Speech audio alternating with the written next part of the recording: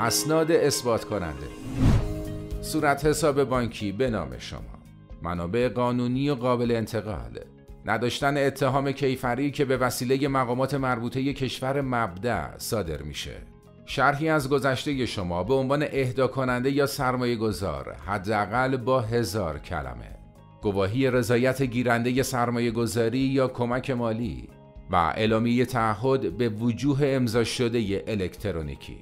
این بیانیه رو میتونین از پلتفرم آنلاین دانلود کنین و میزان پول، سرمایه گذاری و محل اقامت خودتون در ایتالیا رو تو اون بنویسین. بعد از دریافت نولا اوستا، مدارکی رو که میگم به نزدیکترین سفارتخونه یا کنسولگری ایتالیا باید ارسال کنین و درخواست ویزای سرمایه گذاری بدین. 1. کپی نولا اوستا همراه با نسخه های چاپی موارد ذکر شده بالا. 2. اثبات اقامت در ایتالیا. 3. گواهی درآمد از سال مالی قبلی که حداقل 8500 یورو باشه. 4. عکس به اندازه پاسپورت. 5. پاسپورت معتبر. و 6. مدرک اقامت در کشور خودتون. تمام مدارک باید به زبان انگلیسی یا ایتالیایی باشن. مدت زمان ویزای سرمایه گذاری ایتالیا چقدره؟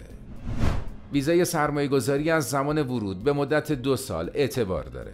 60 روز قبل از اتمام ویزا میتونین برای 3 سال دیگه درخواست تمدید بدین. تمدید مجوز اقامت ویزای سرمایه گذاری ایتالیا. اگه سرمایه رو حفظ کرده باشین، قبل از 60 روز مونده به انقضای ویزا میتونین درخواست تمدید ویزا به مدت 3 سال رو به صورت آنلاین ثبت کنین.